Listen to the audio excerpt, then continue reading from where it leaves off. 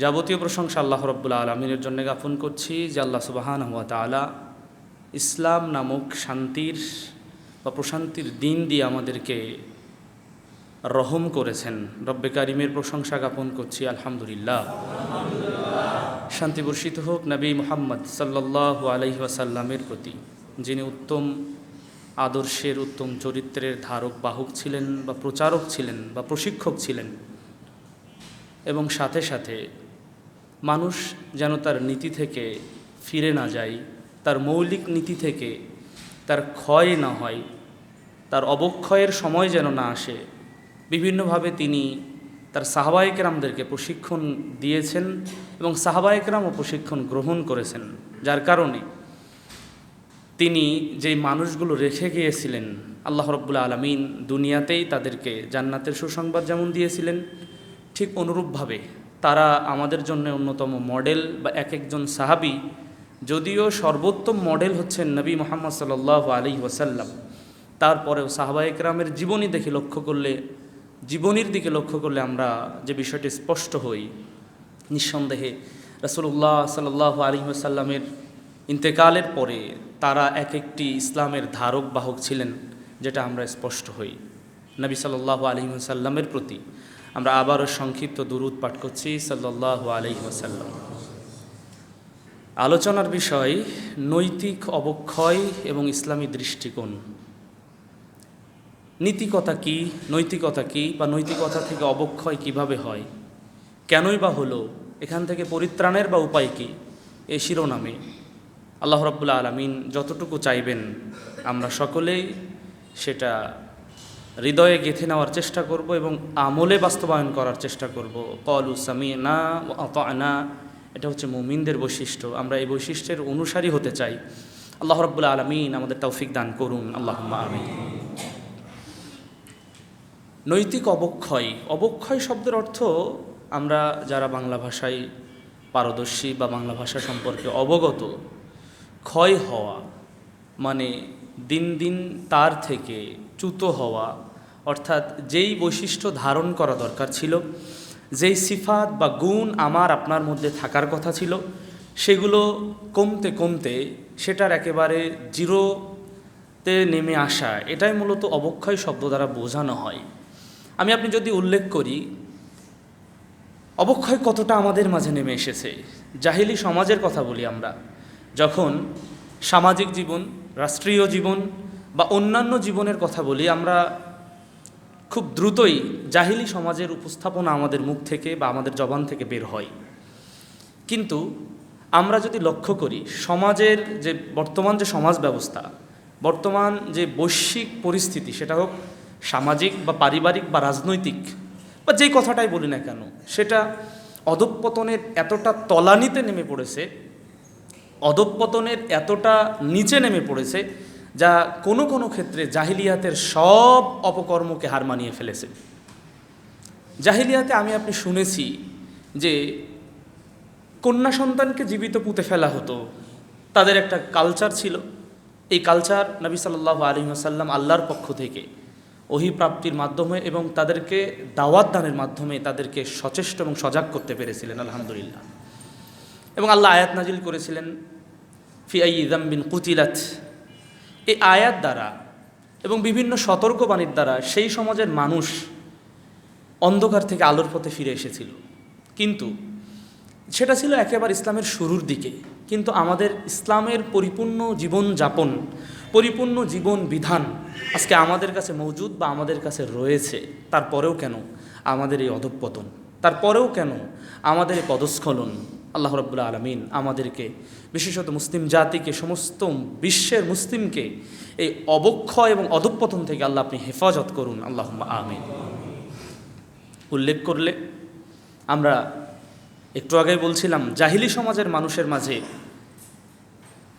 জীবন্ত কন্যা সন্তান পুঁতে ফেলা হতো। কিন্তু জাহিলি সমাজে কি আমরা শুনেছি যে ছোট্ট সন্তান, যেটা কেবল নাবালকত্বের বয়সের গণ্ডি পার করে সাবালকত্বে অর্থাৎ বয়সপ্রাপ্ত হয়েছে, এরকম কোনো কলিজার টুকরা সন্তান তার আলেম বাবাকে ছুরি দিয়ে আঘাত করে হত্যা করেছে? এটা জাহিলি সমাজ কিন্তু হার মানিয়ে ফেলেছে। জাহেলি সমাজ হার মানিয়ে ফেলেছে। ছেলের নাম রেদওয়ান, রেদওয়ান শব্দের অর্থ প্রশান্তি, সুবহানাল্লাহি ওয়া বিহামদিহি। বাবা মাযহাবি ঘরের আলেম, ঘটনা ভোলার। এই তো বাংলাদেশের এই সপ্তাহের ঘটনা। তো এই যে ঠিক রাতের বেলা বলছেন কে, বাবা রেদওয়ান, ঠিক আছে বাবা আসো। বাবার কাছে ছেলে প্রবেশ করেছে, ছেলে বাবাকে ছুরি দ্বারা আঘাত করেছে, পেটে ছুরি ঢুকিয়ে দিয়েছে। বয়স বা কত হবে, 14, 15 বা 16 বছর হতে পারে। বাবা আকুতির সুরে বলছেন, বাবা আমাকে মেরো না, বাবা আমাকে মেরো না, বাবা, বাবা তোমার আব্বাকে মেরো না। এটা কেন হলো? আলেমের ঘরে জালেম, হ্যাঁ, নূহ আলাইহিস সালামের সন্তান কিনান ছিল। আল্লাহ রাব্বুল আলামিন সে কথা বর্ণনা করেছেন। নূহ আলাইহিস সালাম যখন সর্বশেষ হেদায়েতের দাবি করছেন, হেদায়েতের দোয়া করছেন, আল্লাহ সুবহানাহু ওয়া তাআলা নূহ আলাইহিস সালামকে অনেকটা ধমকের সুরে বললেন, আর এখানে সুযোগ নেই, আপনি তার জন্য দোয়া করবেন। এটা একটা পিরিয়ড ছিল, এটা একটা সময় ছিল। সেই যুগে মানুষ বর্বর ছিল, সেই যুগের মানুষ জাহেল ছিল। কিন্তু এখন না সভ্য মানুষ, এখন না আমরা সিভিলাইজড বা সভ্যতার যুগে, আমরা সভ্য যুগে বসবাস করি, বা আমরা তো সব থেকে সভ্য জিনিস এবং বড় প্রাপ্তি আল্লাহর পক্ষ থেকে ওহির চূড়ান্ত বাণী আল কুরআনুল কারীম এবং নবী মুহাম্মদ সাল্লাল্লাহু আলাইহি ওয়াসাল্লামের রেখে যাওয়া সুন্নাহ পেয়েছি। তাহলে আমরা কেন, আমাদের কেন এই অবক্ষয় অধঃপতন? আল্লাহ রাব্বুল আলামিন আমাদের হেফাজত করুন, আল্লাহুম্মা আমিন। খেয়েছে কি কারণে? বোঝা যাচ্ছে বাবা, শাসনের মাত্রা বাবার ঠিকই ছিল, কিন্তু ছেলের কাছে শাসনটা আযাব হিসেবে দেখা গিয়েছিল। বাবা শাসন করতে চেয়েছেন, বাবা আলেম মানুষ, কারণ ছেলের সম্মান যাবে মানে বাবারই যাবে পক্ষান্তরে। এই ছেলেকে যখন মোবাইল দিবেন না, মোবাইলের ব্যবহারটাকে এটাকে কমিয়ে ফেলা, মোবাইলকে নিয়ে নেওয়া, এরকম কিছু পদক্ষেপ যখন বাবা নিচ্ছেন, এটাই হয়েছে বাবার মৃত্যুর অন্যতম মাধ্যম। আল্লাহ এই সমস্ত সন্তান থেকে আল্লাহ আমাদেরকে যেন হেফাজত করেন। আমাদের সন্তান যেন এমন না হয় যে সন্তান আমার জন্য জাহান্নামের কারণ হবে। আল্লাহ রব্বি জাআলনি মুকিমাস সালাতি ওয়া মিন যুররিয়্যাতি রব্বানা ওয়া তাকাব্বাল দুআ। এই দোয়া আমাদের বেশি বেশি পাঠ করা ছাড়া আমাদের কোনো উপায় নেই। আমরা মূসা আলাইহিস সালাতু ওয়াস সালাম এবং খাজিরের ঘটনা আমরা জানি। খাজির আলাইহিস সালাতু ওয়াস সালাম এখানে কিন্তু নদীর কিনারায় উঠেই একজন সন্তানকে, ফুটফুটে বাচ্চাকে তিনি আঘাত করে, লাঠি দিয়ে আঘাত করে তিনি সেখানেই মেরে ফেলেছিলেন। মূসা আলাইহিস সালাতু ওয়াস সালাম সহ্য করতে পারেননি। এ জ্ঞান খাজির আলাইহিস সালাতু ওয়াস সালামকে দেওয়া হয়েছিল, এজন্যই তিনি আগে থেকে অভিপ্রাপ্ত হলেন, অবগত হলেন, এজন্য বুঝতে পারলেন এই সন্তান হবে পিতামাতার জাহান্নামে যাওয়ার কারণ। রব্বানা হাবলানা মিন আজওয়াজিনা ওয়া যুররিয়্যাতিনা কুররাতা আয়ুন ওয়াজআলনা লিল মুত্তাকিনা ইমামা। আগের যে দোয়াটি পাঠ করেছি, ইব্রাহিম আলাইহিস সালাতু ওয়াস সালামের দোয়া, তিনি পাঠ করেছিলেন তিনি এবং তার সন্তানের জন্যে, যার কারণে এসেছিলেন ইসমাইল আলাইহিস সালাতু ওয়াস সালাম এবং তারই বংশ পরম্পরায়, এবং তার থেকে এসেছিলেন হযরত মুহাম্মদ সাল্লাল্লাহু আলাইহি ওয়াসাল্লাম। এই দোয়াগুলো আমাদের বেশি বেশি পাঠ করা ছাড়া, আল্লাহর কাছে সাহায্য চাওয়া ছাড়া, এই পরিবার, এই সমাজ, এই রাষ্ট্র, এই বৈশ্বিক অবস্থা, এটা উন্নতির কোনো পথ পন্থা আমরা দেখতে পাই না। আল্লাহ আমাদেরকে হেফাজত করুন, আল্লাহুম্মা আমিন। যে দোয়াটি বললাম, যে দোয়া দুটি, রব্বি জাআলনি মুকিমাস সালাতি ওয়া মিন যুররিয়্যাতি রব্বানা ওয়া তাকাব্বাল দুআ। ইব্রাহিম আলাইহিস সালাতু ওয়াস সালাম এভাবে দোয়া করেছিলেন, রব্বি জাআলনি মুকিমাস সালাহ, হে আল্লাহ আপনি আমাকে সালাত প্রতিষ্ঠাকারী হিসাবে আপনি তৈরি করুন। মুকিমাস সালাতি ওয়া মিন যুররিয়্যাতি, এবং আমার যারা ঔরসজাত আসবে, আমার থেকে যারা আসবে বংশ পরম্পরায়, এবং তাদেরকে সালাত প্রতিষ্ঠাকারী হিসাবে আপনি কবুল করুন। রব্বানা ওয়া তাকাব্বাল দুআ, হে আমার রব আপনি আমাদের পক্ষ থেকে আপনি দোয়া কবুল করুন। ইব্রাহিম আলাইহিস সালাতু ওয়াস সালাম এর দোয়া আল্লাহর কাছে কবুল হয়েছিল। সন্তান ইসমাইলকে দিয়ে তিনি কাবাঘর নির্মাণ করেছিলেন, এবং তার মাধ্যমে সেই সময়ে মক্কার আবাদ হলো, পরবর্তীতে সমস্ত বিশ্বের আবাদ হলো। পিতা এবং পুত্র মিলে হজ্জের ঘোষণা দিলেন, ওয়ালিল্লাহি আলান নাসি হিজ্জুল বাইত মান ইসতাতা ইলাইহি সাবিলা। এভাবে বিভিন্ন আল্লাহ রাব্বুল আলামিন বিভিন্ন বাণী দ্বারা ইব্রাহিম আলাইহিস সালাতু ওয়াস সালামকে তিনি সিক্ত করেছিলেন, ইব্রাহিম আলাইহিস সালাতু ওয়াস সালামকে পরিতৃপ্ত করেছিলেন। সুবহানাল্লাহি ওয়া বিহামদিহি। সম্মানিত উপস্থিতি, নৈতিক অবক্ষয়, এই অবক্ষয় থেকে বাঁচার জন্যে অবশ্য ইসলামের বাস্তব রূপরেখা দিয়েছে। ইসলামের মধ্যে কেন আমার মধ্যে নীতি বলতে কি বোঝায়? নীতি বলছে একজন আমি মুসলিম, সুতরাং আমাকে দেখলেই যেন মনে হয় আমি মুসলিম। আমি একজন মুসলিম যেন আমার দেখেই মনে হয় আমি মুসলিম। আমি মুসলিম, আমার আচার আচরণে যেন মনে হয় যে আমি একজন মুসলিম। আমি মুসলিম, আমার লেনদেনে যেন মনে হয় আমি মুসলিম। আমি মুসলিম, আমার পরিবার, সন্তান, আমার সাধ্যমতো। আমার পরিবারের অবস্থা মেনটেন করতে পারি না, সুতরাং আমার সারা দেশের খবর নেওয়ার দরকার নেই। আমাকে আল্লাহ রাব্বুল আলামিন যে বর্ণনা দিলেন, ইয়া আইয়ুহাল্লাযীনা আমানু কু আনফুসাকুম ওয়া আহলিকুম নারা, এই আয়াত দ্বারা স্পষ্ট হয় অবশ্যই আগে জাহান্নামের আগুন থেকে নিজেকে, নিজের পরিবারকে, পরিজনকে সাধ্যমতো, আল্লাহ রাব্বুল আলামিন বলছেন ফাত্তাকুল্লাহা মাস্তাতাতুম, সাধ্যমতো আল্লাহ সুবহানাহু ওয়া তাআলাকে ভয় করা। অবশ্য সাধ্য বলতে এই নয় যে আমি দাঁড়িয়ে সালাত আদায় করতে পারি, চেয়ার পেয়েছি বসে গেলাম, এর নাম সাধ্য না। আমার যতটুকু সামর্থ্য রয়েছে, আমি যেমন অন্যান্য কাজে ব্যয় করি সময়, হয়তোবা আমার চাকরির ক্ষেত্রে, আমার ব্যবসা বাণিজ্যের ক্ষেত্রে, আল্লাহর ইবাদতের ক্ষেত্রে এসে যদি সব অলসতা একসাথে এসে বসে যায়, আল্লাহর ইবাদত করার ক্ষেত্রে যদি অলসতা আমাকে পেয়ে বসে, তাহলে আসলে প্রকৃত মুসলিম এখনও হতে পারেনি। আল্লাহ আমাদেরকে হেফাজত করুন, আল্লাহুম্মা আমিন।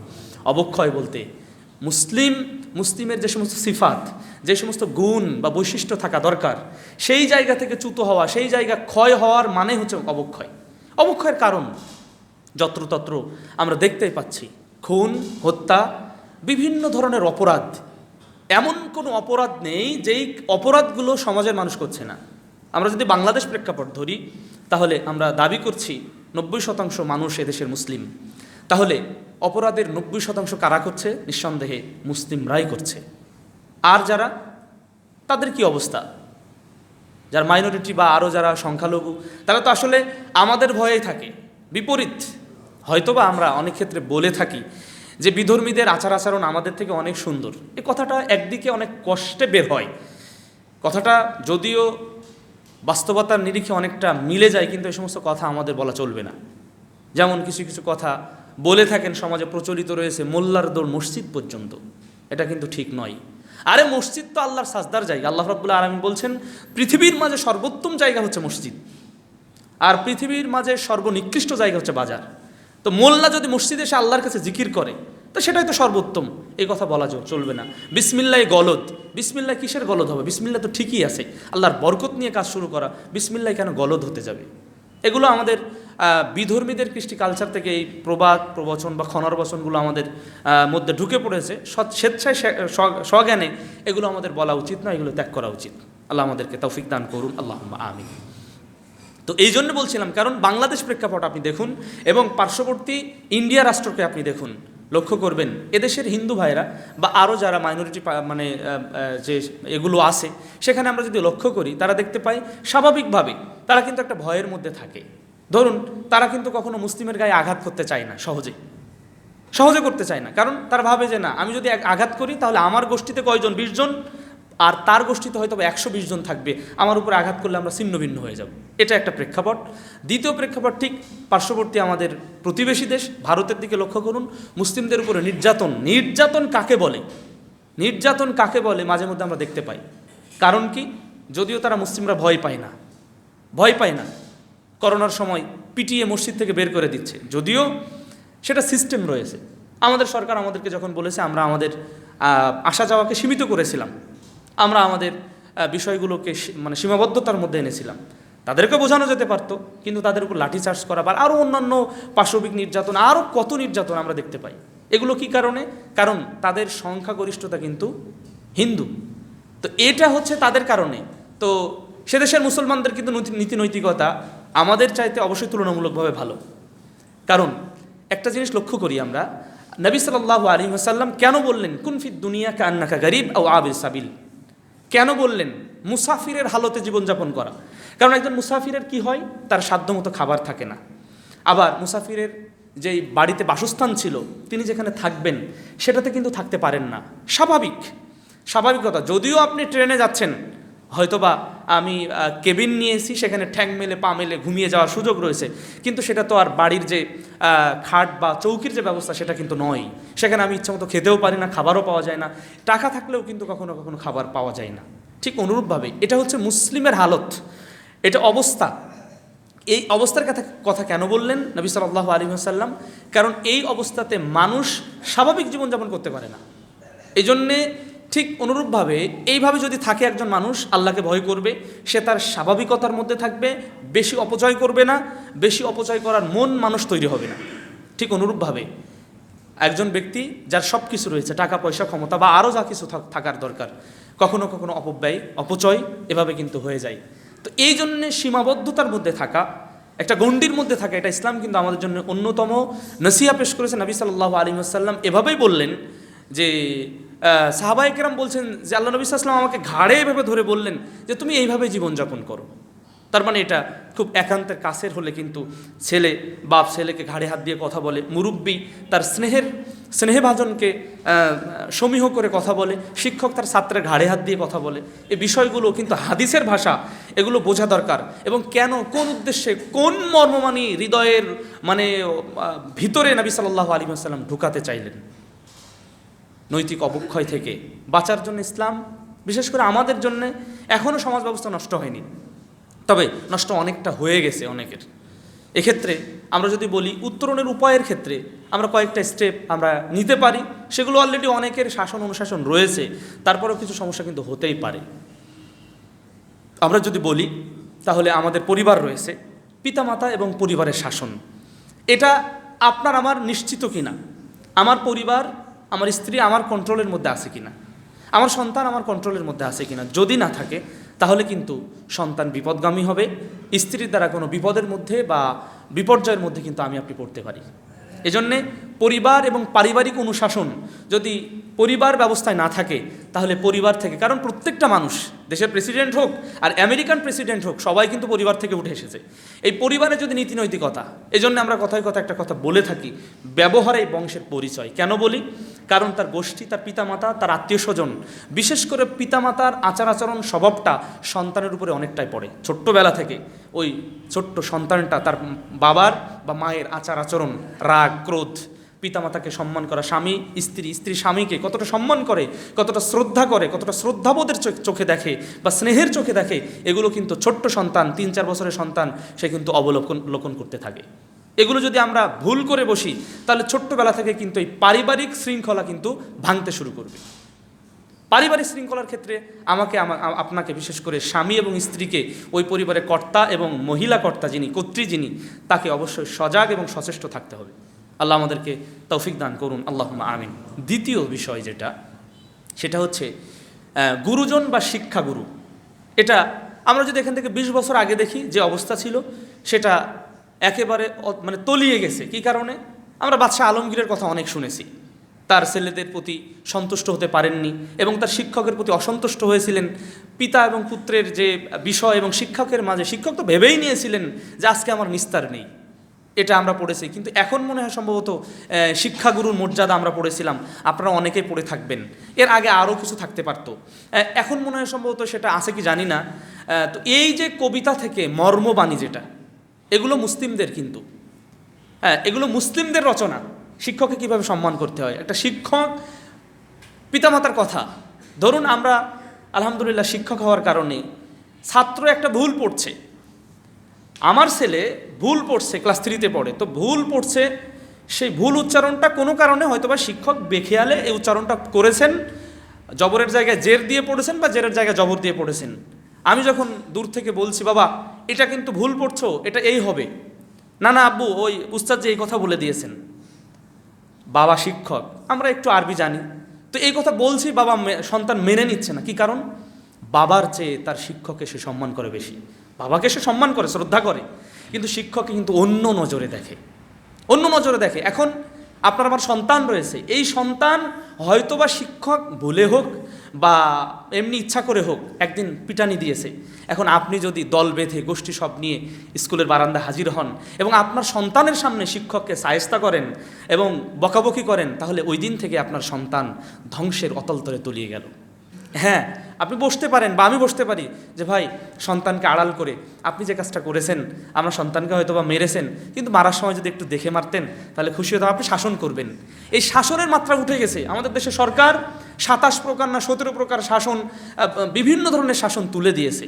আমরা আরজ করব এবং করেছিও বিভিন্ন লেখনের মাধ্যমে। মুহতারাম আমিরে জামাত প্রফেসর ডক্টর আসাদুল্লাহ গালিব সহ আরও অনেক আলেম ওলামা আমাদের, তারা সবাই আরজ করেছেন, না শাসন রাখা দরকার। আমাদের ব্যক্তিগত প্রতিষ্ঠানেও শাসন করা যায় না, তারপরও শাসনের মাত্রা যখন কমিয়ে দেওয়া হয়, এই সন্তানগুলো, এই আপনার আমার কলিজার টুকরাগুলো আদবের খেলাফ হতে হতে বেআদবের চরম শিখরে চলে যায়।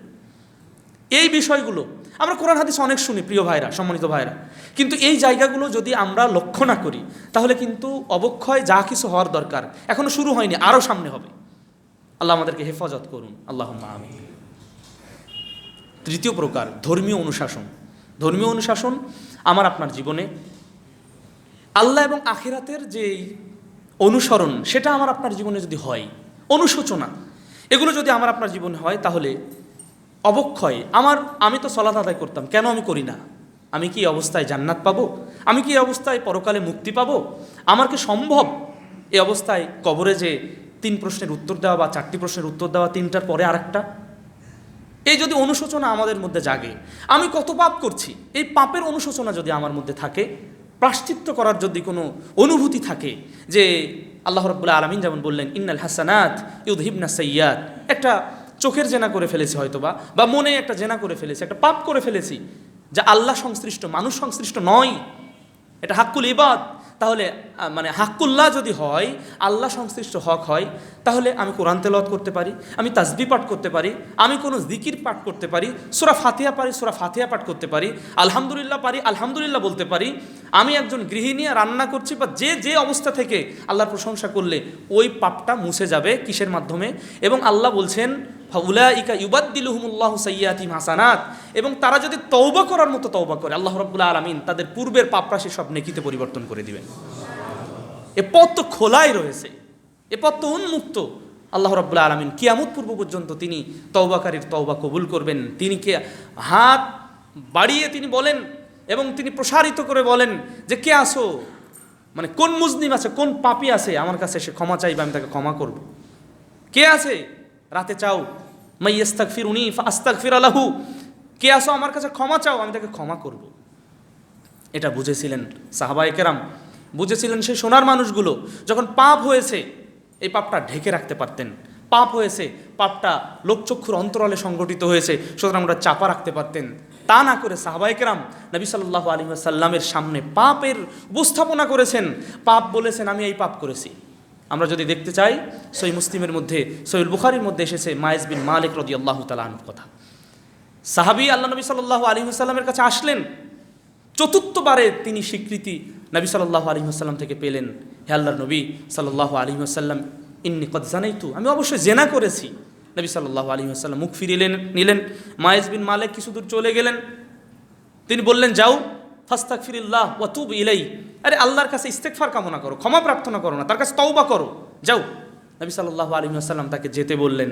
আবার কিছু দূর গেলেন, মায়েজ বিন মালিক না আমি শান্তি পেলাম না, এ পাপের প্রায়শ্চিত্ত দরকার, কারণ দুনিয়াতে যদি শাস্তি হয়ে যায় তাহলে দুনিয়ার এই ছোট শাস্তির দ্বারা আমি পরকালীন জীবনে বড় শাস্তি থেকে রক্ষা পাবো। সাহাবাদের বিশ্বাস ছিল, সাহাবাদের এই হৃদয়ের অনুভূতি ছিল পাপকে প্রায়শ্চিত্ত করা, পাপকে কিভাবে মোচন করা যায়। কারণ যখন বিবাহিত পুরুষ এবং নারী জেনা করবে তাদের শাস্তি হদ রয়েছে, তাদেরকে রজম করা। তো এই শাস্তির কথা তিনি জানেন। তখন কিছু দূর যাওয়ার পরে আবার বলছেন, হে আল্লাহ নবী সাল্লাল্লাহু আলাইহি ওয়াসাল্লাম, ইন্নী কদ জানাইতু, আমি তো জেনা করেছি। আল্লাহর নবী আবার রাসূল সাল্লাল্লাহু আলাইহি ওয়াসাল্লাম বললেন, আরে যাও ফাস্তাগফিরুল্লাহ ওয়া তুব ইলাইহি, আল্লাহর কাছে ইস্তেগফার কামনা করো এবং আল্লাহর কাছে তওবা করো। আবারও গেলেন, তিনবার গেলেন। চতুর্থবারে এসে বলছেন যখন, হে আল্লাহর নবী সাল্লাল্লাহু আলাইহি ওয়াসাল্লাম, আমি তো জেনা করেছি, আমি তো অপরাধ করেছি। নবী সাল্লাল্লাহু আলাইহি ওয়াসাল্লাম তখন বলছেন, আরে সাহাবায়ে কেরাম আবিকা জুনুন, এই তোমার মধ্যে পাগলামি আছে নাকি, দেখো তো পাগল নাকি। তখন সাহাবায়ে কেরাম স্বীকৃতি দিলেন না, সে পাগল না। তারপরে নবী সাল্লাল্লাহু আলাইহি ওয়াসাল্লাম বললেন, দেখো নাকি সে মদ পান করেছে কিনা, সে মাতাল হয়ে গেল কিনা। সাহাবায়ে কেরাম মুখের কাছে মুখ নিয়ে বললেন, হে আল্লাহর নবী সাল্লাল্লাহু আলাইহি ওয়াসাল্লাম, না তিনি এই কাজ করেননি, মদ পান করেননি, তিনি সুস্থ আছেন। তখন সাহাবায়ে কেরামের মাধ্যমে নবী সাল্লাল্লাহু আলাইহি ওয়াসাল্লাম সেই বিষয়ে স্পষ্ট হলেন এবং তাকে বললেন, তাকে রজম করো তোমরা। সাহাবায়ে কেরাম নবী সাল্লাল্লাহু আলাইহি ওয়াসাল্লামের এই হুকুম পালন করলেন। ইসলামী শরীয়হ যে বিধান রয়েছে সেই বিধান পালন করার জন্য সাহাবায়ে কেরাম মায়েজ বিন মালিককে নিয়ে গেলেন। মায়েজ বিন মালিককে পাথর দ্বারা আঘাত করা হলো, উন্মুক্ত ময়দান, নাকে বা কানে বা মাথায় বিভিন্নভাবে আঘাত করা হচ্ছে। বিভিন্নভাবে আঘাত করা হচ্ছে। এখানে সাহাবায়ে কেরাম দুই দিকে দুই দল হলেন। একদল বললেন মায়েজ বিন মালিকের তওবাটা কতই না উত্তম তওবা হয়েছে। আবার কোনো কোনো সাহাবায়ে কেরাম বিভিন্নভাবে বলতে চেষ্টা করলেন না, মায়েজ বিন মালিক নবী সাল্লাল্লাহু আলাইহি ওয়াসাল্লাম যে প্রথম যেই সুযোগটা দিয়েছিল, অফারটা দিয়েছিল, সেটাই যদি গ্রহণ করতো, ইস্তেগফার করতো এবং তওবা করতো আল্লাহর কাছে, তাহলেও তো ক্ষমা হয়ে যেতে পারতো। সাহাবী সেটা না করে বারবার এসে বললেন, নবী সাল্লাল্লাহু আলাইহি ওয়াসাল্লাম বলছেন, শোনো, লাকাত তাওবা তাওবাতান, মায়েজ বিন মালিক এমন তওবা করেছে, লাউ কুসিমাত বাইনা উম্মাহ, যদি এই উম্মতের মাঝে মায়েজ বিন মালিকের তওবাকে টুকরা টুকরা করে দেওয়া হয়, বন্টন করে দেওয়া হয়, লাওয়াসিয়াতুহুম, তারপরেও সমস্ত উম্মতের তওবা আর মায়েজ বিন মালিকের তওবা তার বেশি হয়ে যাবে। এটা কি কারণে করলেন? সাহাবী তার অনুশোচনা এসেছিল, আমার ভেতরে যে অবক্ষয় হয়েছে, যে পাপ করেছি, এই পাপের প্রায়শ্চিত্ত যদি আমি দুনিয়াতে করতে পারি, তাহলে এখান থেকে আমি মুক্তি পাবো, পরকালীন জীবনে আমার আর শাস্তি আসবে না। আজকে মুসলিমরা আমরা পাপ করছি, পাপের সিরিয়াল নেই, কার কত পাপ জমেছে জানি না, কার কত পাপ জমেছে তার হিসাব নেই, কিন্তু কোনোদিন তো আল্লাহর কাছে তওবা করি না, কোনোদিন তো অনুশোচনা হয় না। কত মানুষ তওবা কিভাবে করতে হয়, আল্লাহ যে একজন আছেন, তিনি যে পাপ ক্ষমা করতে পারেন, এই আকীদা, এই ধারণায় বিশ্বাস বহু কোটি কোটি বললে চলবে, মানে ভুল হবে না, কোটি কোটি মুসলিম, বাংলাদেশের মুসলিমের নেই। তাহলে আমরা প্রকৃত কি, আমরা যে স্বর্ণ পেয়েছি, আমাদের যে স্বর্ণের খনি আছে, এটা আমরা জানি না, এটা সম্পর্কে আমাদের ধারণা নেই। এটা খুবই দুঃখজনক ব্যাপার। তো এই ধারণা নিয়ে যদি থাকি, তাহলে আমার অবক্ষয় তো ঘটবে, আমার পারিবারিক অবক্ষয় ঘটবে, আমার সব জায়গা অবক্ষয় এবং আমার সব জায়গা নষ্ট হয়ে যাবে, ইহকাল ক্ষতিগ্রস্ত হবে, পরকাল তো পরকালীন শাস্তি আমার জন্য অপেক্ষা করছেই। আল্লাহ আমাদেরকে ক্ষমা করুন, আল্লাহ আমাদেরকে হেফাজত করুন, আল্লাহুম্মা আমিন। এখন আমি আপনি কি পদক্ষেপ নিতে পারি? ব্যক্তিগত জীবনে আমরা যদি বিভিন্ন পদক্ষেপ গ্রহণ করতে পারি, সব থেকে বেশি পদক্ষেপ যেটা নেওয়া দরকার, সবাই সবার জায়গা থেকে আল্লাহ রাব্বুল আলামিনকে বেশি বেশি ভয় করা। সূরা হুজুরাত 13 নম্বর আয়াতের মধ্যে আল্লাহ রাব্বুল আলামিন বলছেন, ইন্না আকরামাকুম ইনদাল্লাহি আতকাকুম, নিশ্চয়ই আল্লাহ রাব্বুল আলামিনের কাছে সব থেকে বেশি সম্মানিত তিনি হচ্ছেন আল্লাহকে যিনি বেশি ভয় করেন। আমরা কতটা ভয় করি আল্লাহকে? যদি পাপ করি, একটু হৃদয়ের জাগে কি যে না, আল্লাহ দেখছেন, আল্লাহ দেখছেন, এই পাপ কেউ দেখছে না কিন্তু আল্লাহ দেখছেন, এই অনুশোচনা যদি হয়, তাহলে আমার আপনার নীতি নৈতিকতা ক্ষয় হতে পারে না। মানে যেই ব্যক্তি আল্লাহকে ভয় করেন, তার যে কোনো কাজ করতে যেয়ে, যে কোনো স্টেপ নিতে যেয়ে, যে কোনো পদক্ষেপ নিতে যেয়ে তিনি অবশ্যই ভাববেন যে না, আমাকে হয়তো বা দুনিয়ার মানুষ দেখছে না, আমি যে ঘুষ লেনদেন করছি, আমি যে কালোবাজারি করছি, আমি যে পণ্যে ভেজাল দিচ্ছি, আমার যে নৈতিকতা নষ্ট হচ্ছে, আমি যে অন্যের সাথে জেনা করছি, আমি যে ফোনের মিস ইউজ করছি, আমি যে ফোনে ঘন্টার পর ঘন্টা কাটিয়ে দিচ্ছি, আমি যে সলাত আদায় করি না, আমি যে যুবক মানুষ, আমার যে একটা হিসাব আল্লাহ রাব্বুল আলামিন নেবেন, এই হিসাব যে আমাকে দিতে হবে, এরকম অনুশোচনা, এরকম চিন্তা হৃদয়ে যদি আমার না জাগে, তাহলে আসলে প্রকৃত মুসলিম না, এখনও আমি মানবিকতায় পূর্ণ একজন মুসলিম হতে পারিনি। আল্লাহ মুসলিম জাতিকে আমাদেরকে হেদায়াত এবং হেফাজত করুন, আল্লাহুম্মা আমিন। কারণ আমার আপনার ব্যক্তিগত জীবনে যদি চরিত্র ভালো হয়, স্বাভাবিকভাবে মানুষকে সম্মান করে। এখন টাকা পয়সা কিন্তু সবার রয়েছে, এখন টাকা পয়সা কম বেশি সবার রয়েছে, কিন্তু যারা চরিত্রবান, যারা নীতিবান, নীতি নৈতিকতার মধ্যে থাকেন, সমাজের মানুষ তাদেরকে কিন্তু অন্যভাবে দেখে, তাদেরকে বিশ্বাস করে। আল্লাহ রাব্বুল আলামিন সেই কথা বলেছেন সূরা হুজুরাতের মধ্যে। নবী সাল্লাল্লাহু আলাইহি ওয়াসাল্লামকে প্রশ্ন করা হলো, যে হাদিসটি আমরা শুরুতেই বলেছিলাম, হাদিসটি আমরা অনেকেই অবগত, কিন্তু এই বিষয়গুলো আমাদের সামনে রাখা দরকার। আবু হুরায়রা রাদিয়াল্লাহু তাআলা আনহু থেকে বর্ণিত হাদিস, নবী সাল্লাল্লাহু আলাইহি ওয়াসাল্লাম বলছেন, তাকে জিজ্ঞাসা করা হয়েছে, আন আকসারি মা ইউদখিলুন নাসাল জান্নাহ, হে আল্লাহর নবী সাল্লাল্লাহু আলাইহি ওয়াসাল্লাম, অধিকাংশ মানুষ কি কারণে জান্নাতে যাবে? মানুষ তো জান্নাতে যাবে, কিন্তু অধিকাংশ মানুষ কি কারণে জান্নাতে যাবে? মানুষ স্বাভাবিকভাবে জান্নাতে যাবে বিভিন্ন আমলের কারণে, কেউ তার পিতামাতার সদ্ব্যবহার করার কারণে, কেউ গোপনে আমল করার কারণে, কেউ হয়তো বা দান সাদাকা তার আল্লাহ রাব্বুল আলামিনের কাছে এমনভাবে কবুল হয়েছে, আল্লাহ সন্তুষ্ট হয়েছেন, বিভিন্নভাবে আল্লাহ রাব্বুল আলামিনের সন্তুষ্টির মাধ্যমে মানুষ জান্নাতে যাবে। তো নবী সাল্লাল্লাহু আলাইহি ওয়াসাল্লামকে প্রশ্ন করা হলো, হে আল্লাহর নবী, অধিকাংশ মানুষ কি কারণে জান্নাতে যাবে? অধিকাংশ মানুষ কি কারণে জান্নাতে যাবে?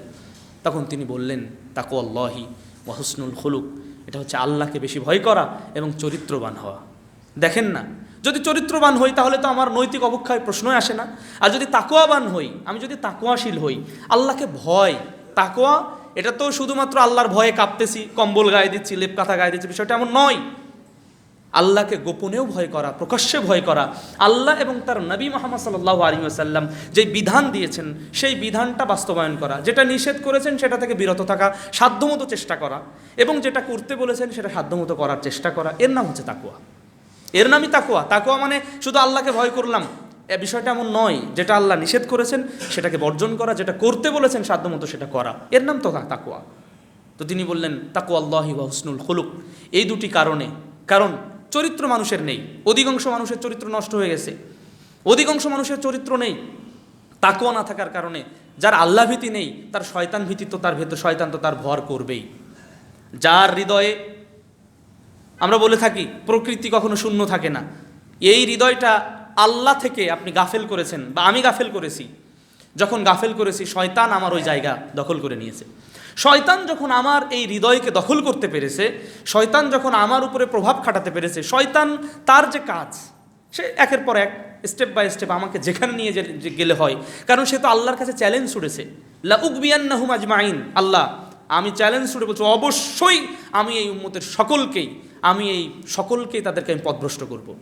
আল্লাহ তো বলছেন, একটু আগে যে আয়াতটা বললাম, তারা পাপ করেছে, করুক না, করবে, কিন্তু পাপ করার পরে যদি তারা আমার কাছে ফিরে আসে তাহলে তার পূর্বেরটা আমি তো মাপ করব, আবার নেকিতে পরিবর্তন করে দিব। তা শয়তান চ্যালেঞ্জ শুনেছে আল্লাহর কাছে, এবং আল্লাহ ক্ষমার ডালি নিয়ে আমাদের সামনে হাজির হয়েছেন। সুবহানাল্লাহি ওয়া বিহামদিহি। এই যে আল্লাহ রাব্বুল আলামিনের যে প্রাপ্তি, আল্লাহ সুবহানাহু ওয়া তাআলা বান্দাকে কতটা ভালোবাসেন, কতটা মহব্বত করেন। একটু মহব্বত তো ওই মুরগির বাচ্চার দিকে লক্ষ্য করি, একটু মহব্বত তো আমার আপনার সন্তানের দিকে লক্ষ্য করি, আর একটু মহব্বত তো চোর চুরি করেছে আসলে সে দায়ী, কিন্তু তাকে যখন মারা হচ্ছে না একে আর মারা যাবে না। ডাকাত ডাকাতি করেছে, তাকে যখন মারা হচ্ছে না, মানবিক দৃষ্টিকোণ চলে আসে না, তাকে আর মারা যাবে না। যদিও তার কিছু প্রাপ্য ছিল, কিন্তু আমাদের মানবিক দৃষ্টিকোণ একটু দয়ার কারণে এই মানবিক দৃষ্টিকোণ চলে আসছে। সুতরাং আমার আপনার উচিত এই হৃদয়ে তাকওয়ার জায়গা দেওয়া, এই হৃদয়কে চরিত্রবান হৃদয় করা। পক্ষান্তরে নবী সাল্লাল্লাহু আলাইহি ওয়াসাল্লাম